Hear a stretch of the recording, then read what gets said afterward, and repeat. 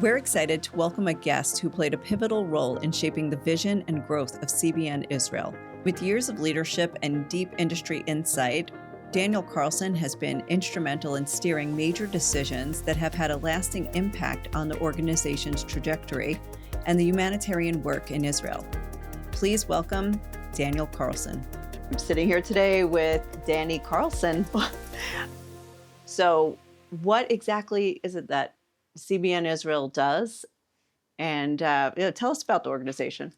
Well, originally, CBN Israel was set up to be a blessing to the people and nation of Israel.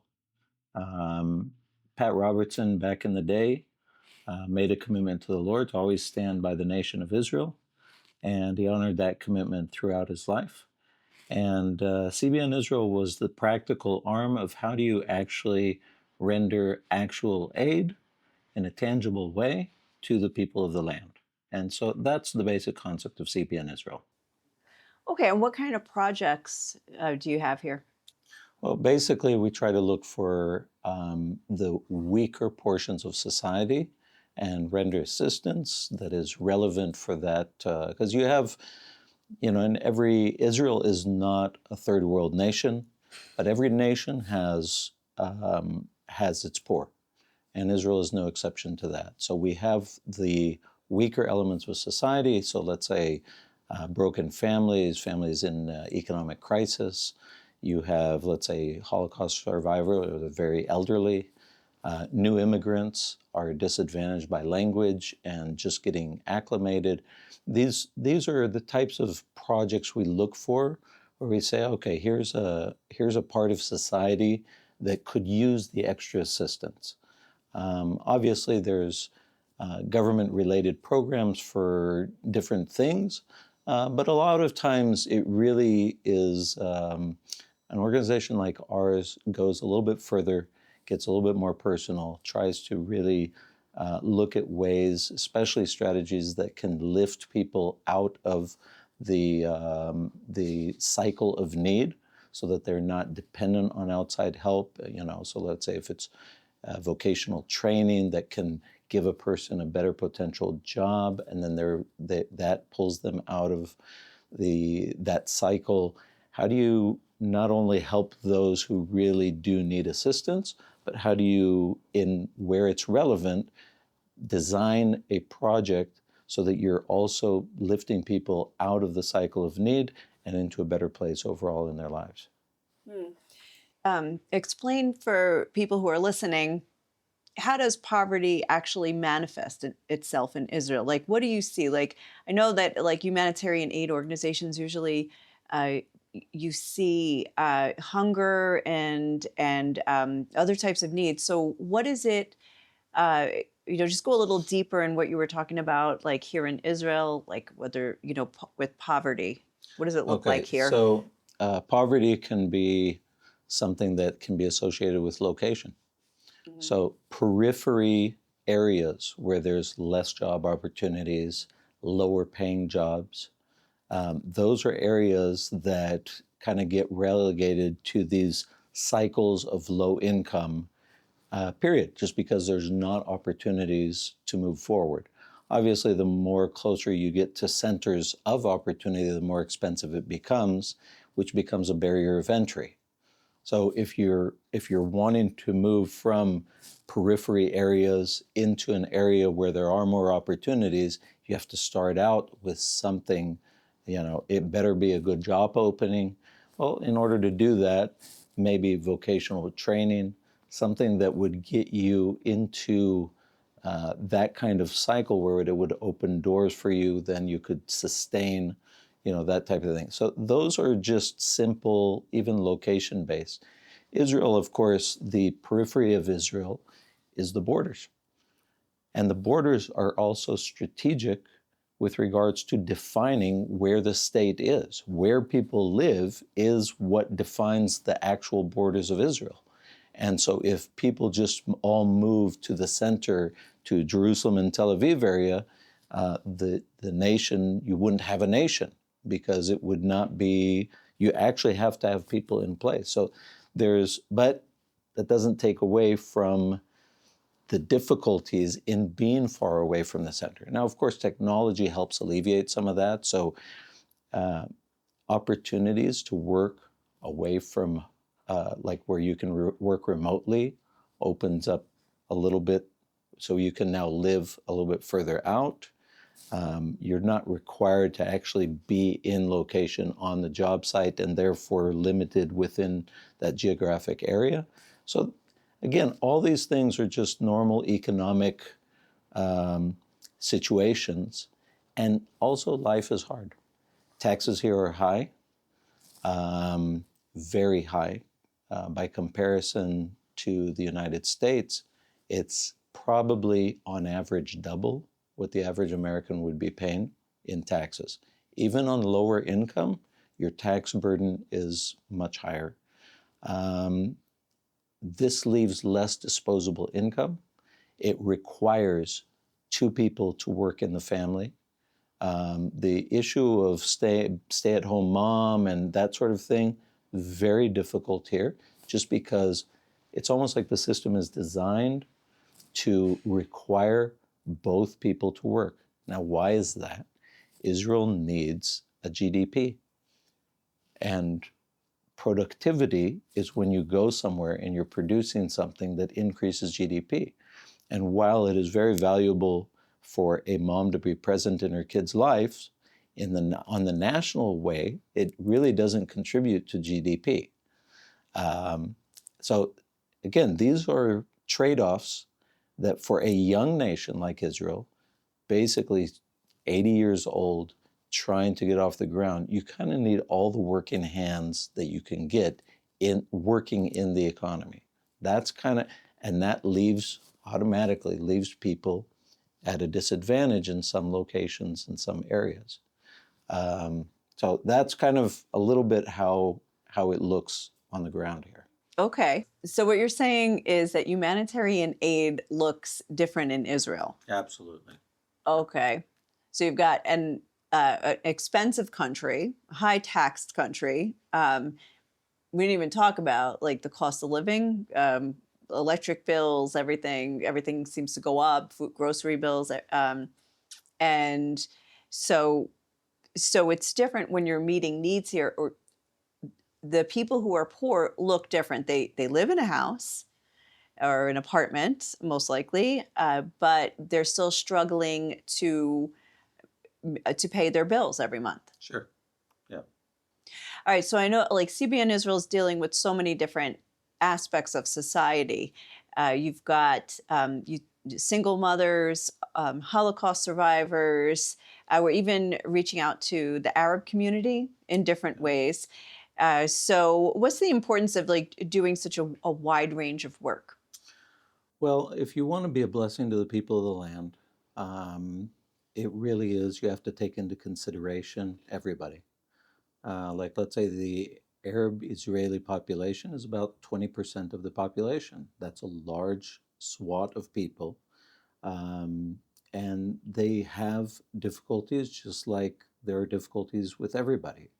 And being able to just share tangible love, bringing people together, is what the goal of this is. So you can't just think in terms of one community. Israel is a tapestry of subcultures, and even within the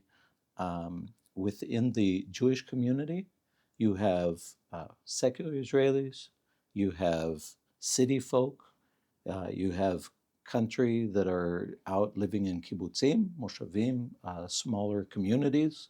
You have very religious, not religious at all.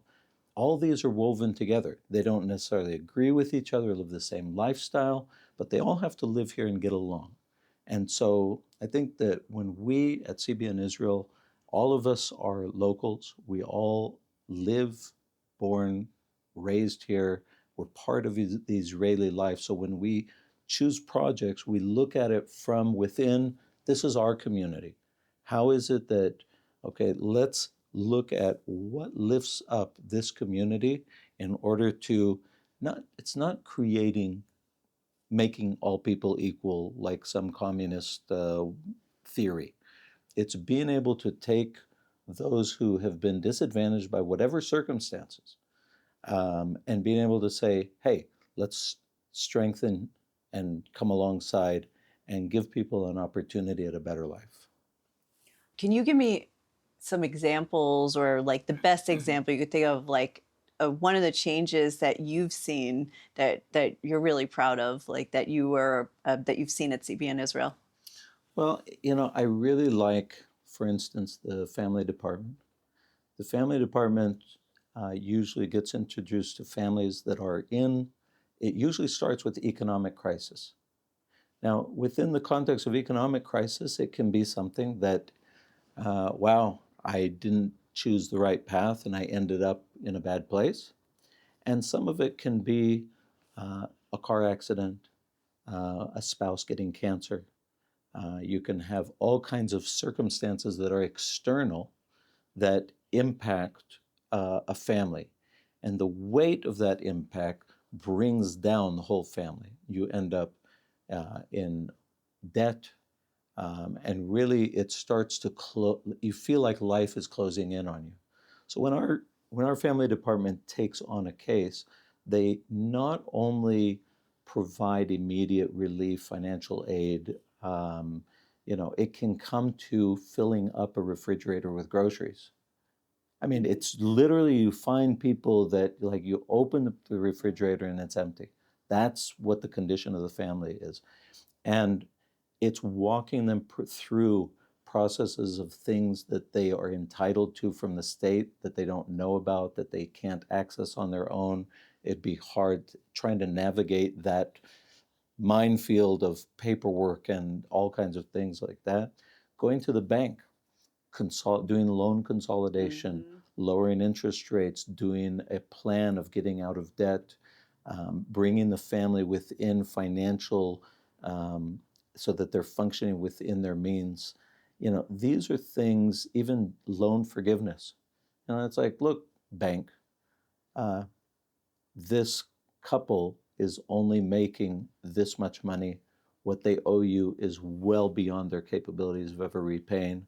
And then usually they'll negotiate down, okay, if you guys can help out, and we will do debt forgiveness in exchange for a certain amount. And all of a sudden, the family is alleviated of debt. And all of a sudden, the sun is brighter in the morning, and you wake up with hope. Now, this is something that changes the trajectory of a whole family's life. This isn't this to take someone in an area of very serious darkness, where you just look ahead and you think, how in the world, it doesn't really matter how I got here.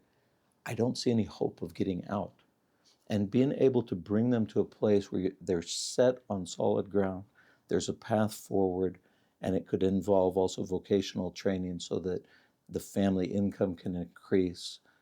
Whatever it is, every single family has its own unique path, and you have enough experience to be able to weave a project together, tailor-made for them, so that on the other side of that, they end up as a family with new hope and a new future.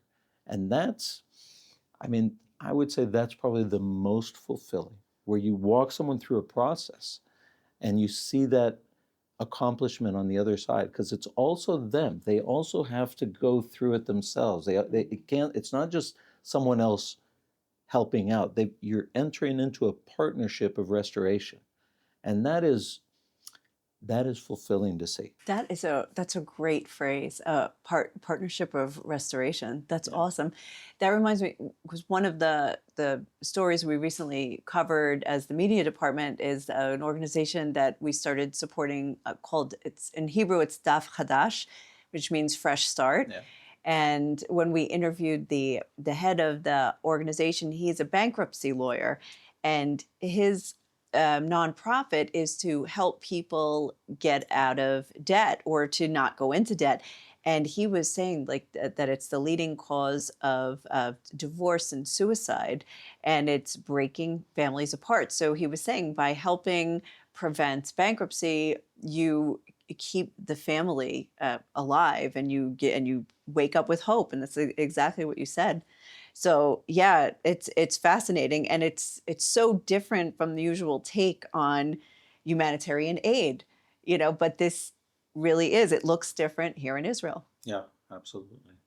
So this is what CBN Israel has been doing traditionally, but then a date on the calendar that where time stood still here in Israel, October 7th, 2023.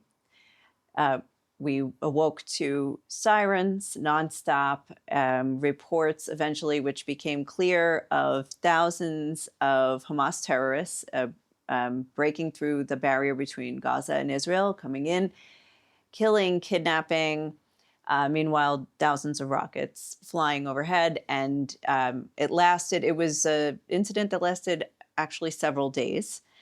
And so, first of all, from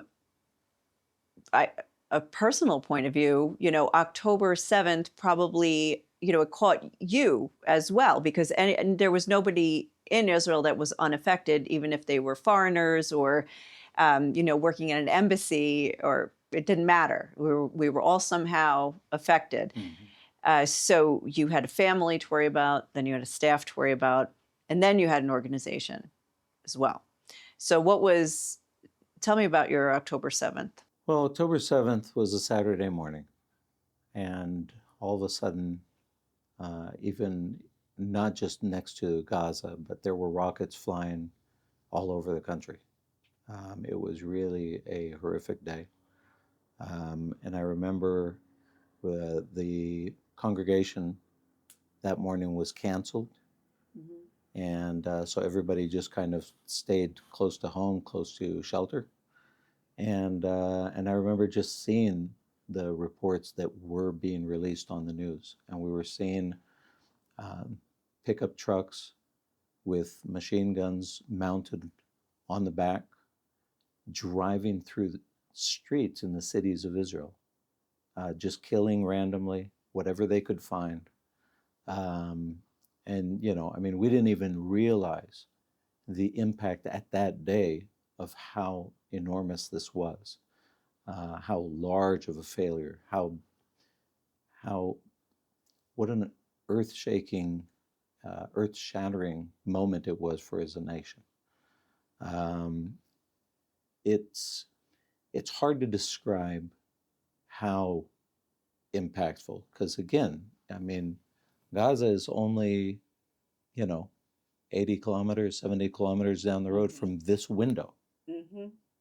We're not talking about something that's, in Washington, 3,000 miles away from the other side. Yeah. So even the issue of, like, let's say if you compare it to 9/11, just because it was an element of surprise attack and, it kills hundreds of people. 9/11, for the majority of Americans, was still far away. Imagine if 9/11, if all of you were just right there in the area just north and south of New York City, where it's only an hour drive. It's very close. Your kids my kids are Army age. All their friends, all the people that we're associated with, everybody serves in the military here. And so it's all involved. This is everybody's war.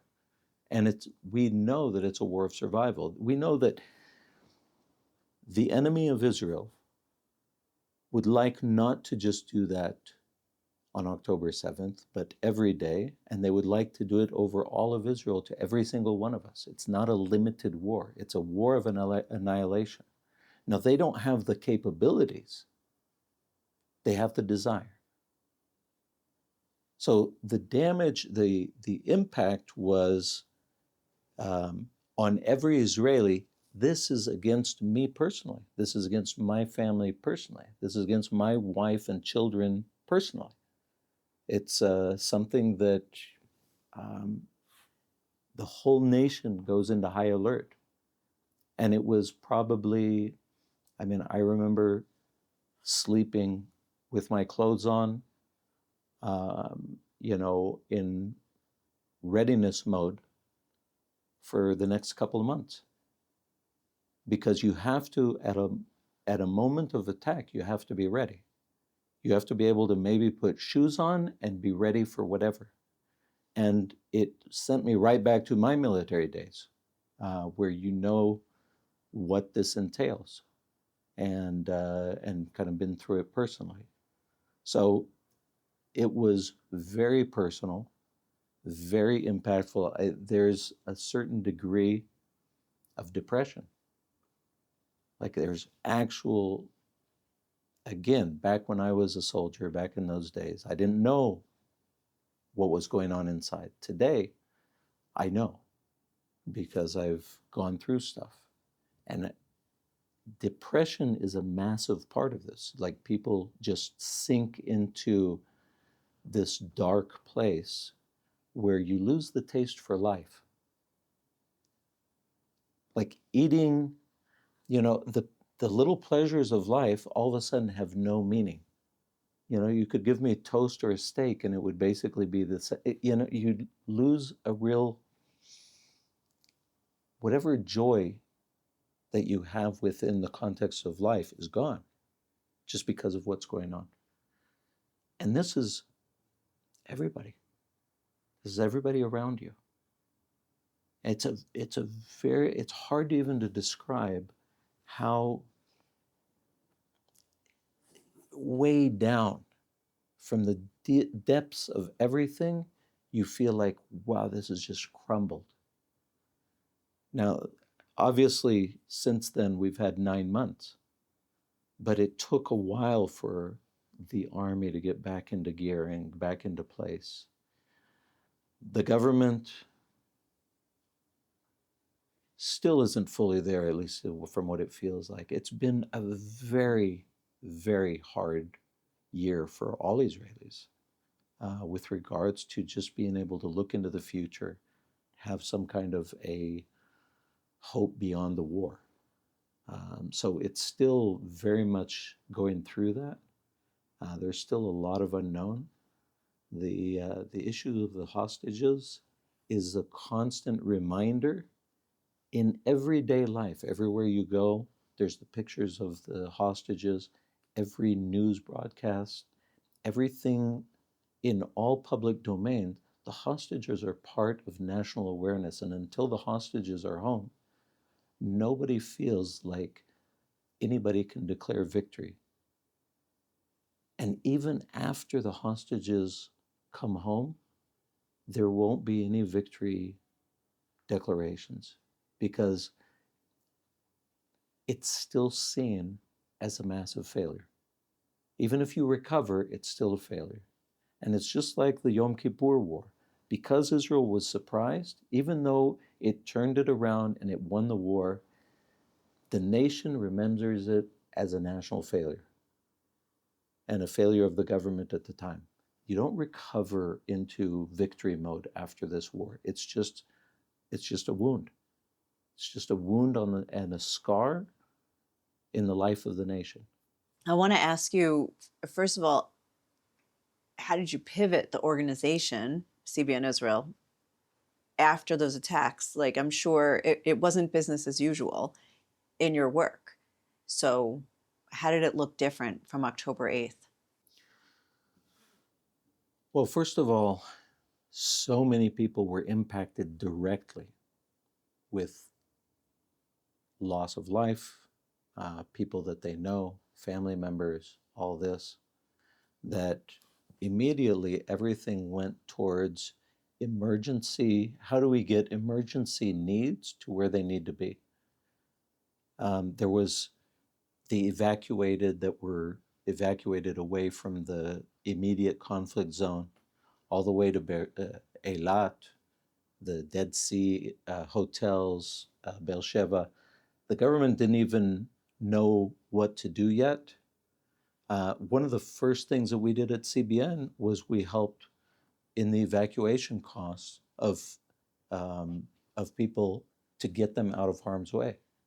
The government never made a commitment, and the people that we know that we worked with for several years right there on the border, they just called us up, said, hey, we don't have any commitments from the government to cover these costs. We don't know what's going to happen, but we know we have to get people out of harm's way.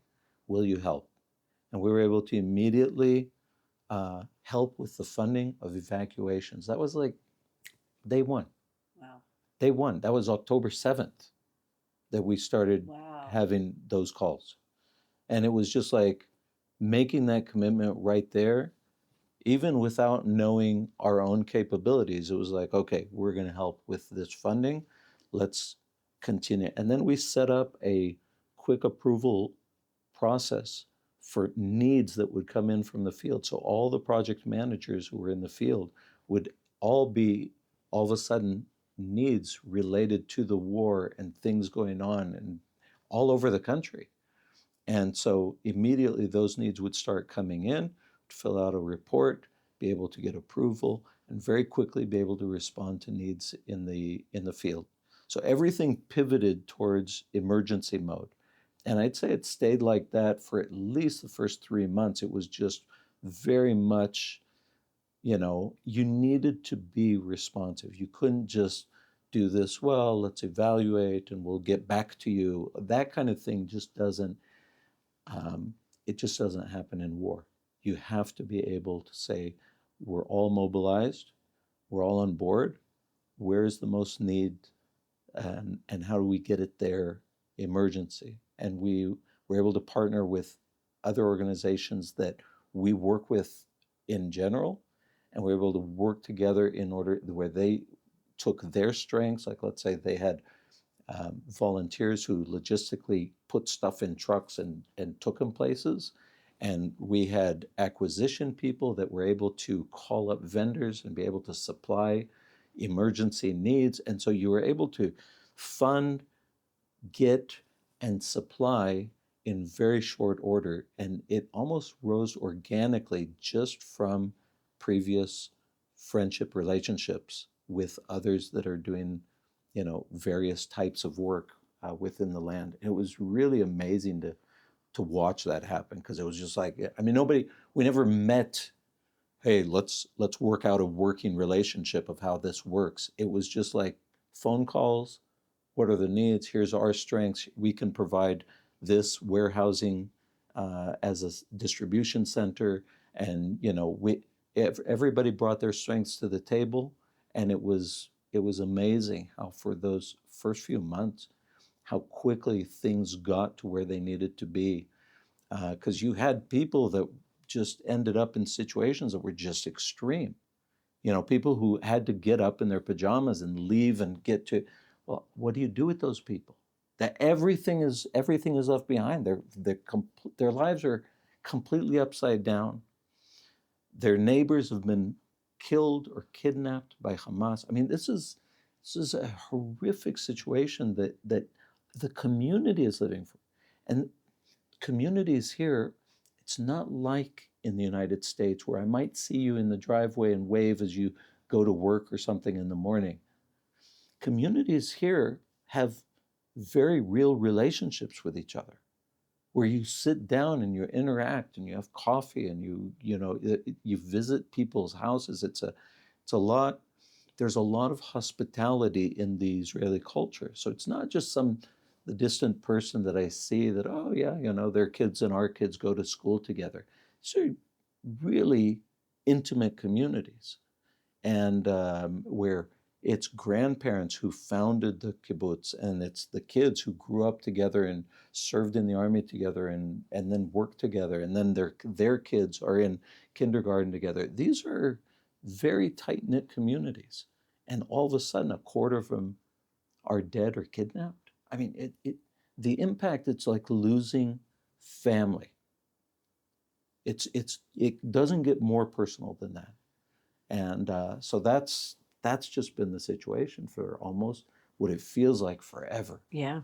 When I think about 9 months, I was like, really? It feels like 10 years has gone by. It feels like we've been in this for, like, it just, when are we going to get through this? Get through. We're still Still walking through it. And one of the projects, and also through our partners, that has been a big focus has been trauma. Sure. Tell us what kind of projects, and where can we how have we helped in dealing with the trauma? Well, we have had connection directly with what's called resilience centers. Resilience centers are basically counseling centers in remote locations that require those services. So on the Gaza border, there's been bombing and shelling and that kind of situation for the last 20 years. So they've set up resiliency centers to serve the people from that location in order to help families, children just walk through processes so that they're not give them coping skills. Well, the Center for Resiliency Centers is the Trauma Coalition, and they are not far from here, and we've been working with them as well. But they touch resiliency centers all over the country. So they're really kind of a resiliency center hub in and of itself. They're also have contact with the government and offer the government pathways of working to it. So they're very central to everything associated with PTSD, trauma counseling, all over the country. And so with working with them after October 7th, all of a sudden the need for trauma counseling, for people to get coping skills, we've done training centers, we've done training seminars for caregivers, for service providers, who it gives them ways of dealing, even first aid ways, of dealing with people that have gone through trauma, giving them coping mechanisms that can help them at least get to functioning level. It may not solve the long-term problem, and that may be a different process, but at least you want to get a person to where they're functioning. And so we've been able to work very closely with them. Regent University recently sent over a team that has been working in Ukraine with the war with Ukraine, and we're able to do training seminars in the Russian language because we have a huge Russian-speaking community in Israel. I mean, it's approximately 20% of the population is Russian-speaking. A lot of people that came here from the Ukraine, the former Soviet Union, Soviet bloc countries, if they came here when they're older, their mother tongue, what they're most comfortable with is in Russian.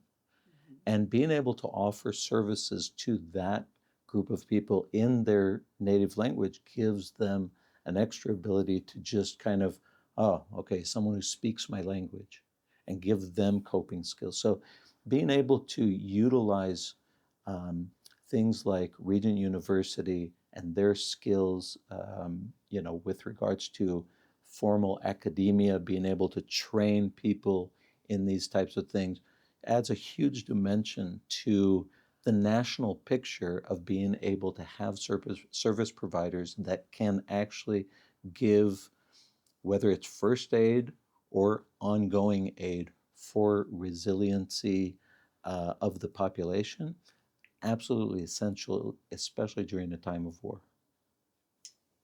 That's awesome. Okay, looking forward, what do you think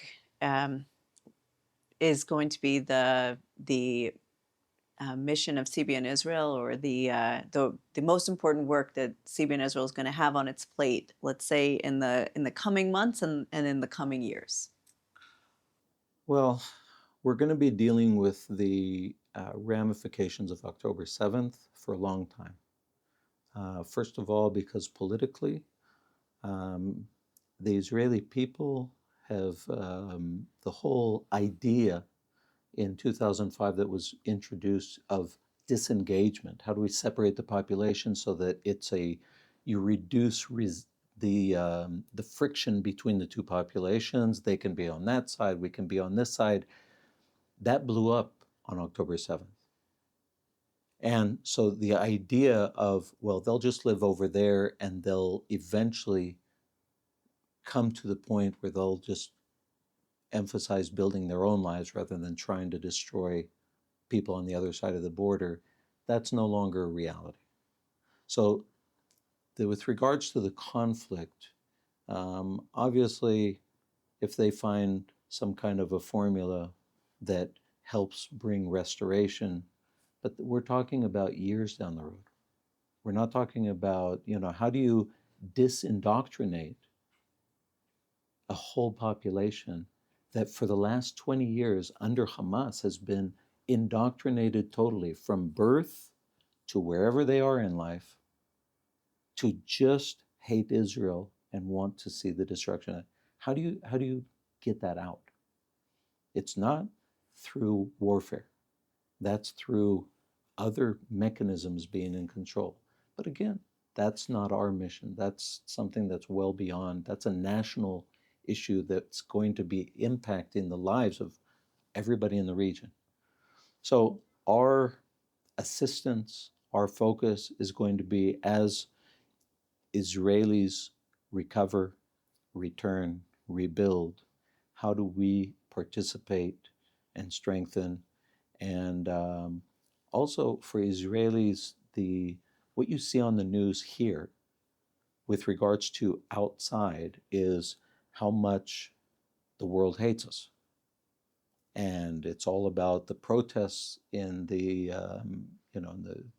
university campuses in the United States or in the streets of European capitals, and it just seems the impact is what it feels like is, oh, the whole world hates us. Well, CBN Israel brings a different message. There are people that love Israel. There are people that support tangibly, stand with, pray for, and come and visit. How do you bring that message home? Because if you want to restore hope, it's, how does a person whose whole world was shattered by what he sees as outside forces of hatred, well, the minute you shine in a different force, the minute you demonstrate there are people who love and stand with you, that not only pray for you and offer lip service, but they actually come alongside you, they help you, and stand. That there isn't anything, I think, that is more comforting within the tragedy of what's gone on, that can bring restoration from the inside. Where a person says, you know what, not all is lost. There is still a reason to live. There still is a reason to have hope in a better future.